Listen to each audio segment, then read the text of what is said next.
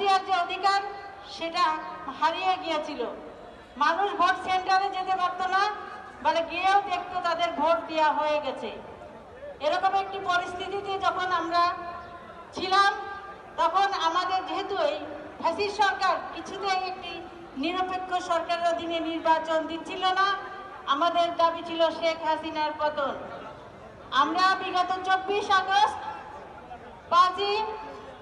5ই August, 24শে July থেকে 5ই August একটি বিপ্লবের মাধ্যমে ছাত্র আন্দোলনের ব্যানারে বাংলাদেশের ফ্যাসিবাদ বিরোধী সকল দল মত নির্বিশেষে সকল মানুষের সমন্বয়ে একটি বিপ্লবের মাধ্যমে এদেশ থেকে ফ্যাসিবাদকে বিতাড়িত করতে সক্ষম হয়েছে।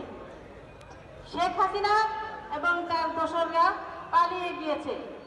কোটি কোটি টাকা দুর্নীতি করে, কোটি কোটি টাকা পাচার করে তারা এখন বিদেশে পালিয়ে আছে। যারা দেশে আছে এখনো তারা লুকিয়ে আছে, তারা এখনো প্রকাশ্যে আসতে পারছে না। কারণ কি? কারণ হচ্ছে তারা জনগণের সঙ্গে তাদের কোনো সম্পৃক্ততা ছিল না। যেহেতু জনগণের ভোটে তারা কখনোই নির্বাচিত হয় নাই, সেজন্য তারা জনগণকে ভয় পেত এবং এই জন্য তারা নির্বাচন দিত না।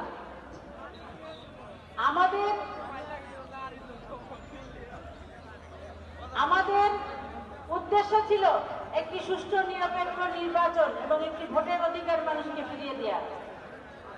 আগস্টের বিপ্লবের পর অন্তর্বর্তীকালীন সরকার ক্ষমতায় এসেছে।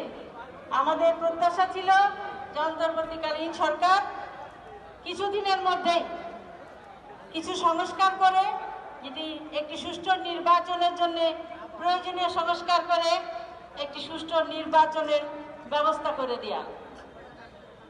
যেহেতু বর্তমান সরকার, অন্তর্বর্তীকালীন সরকার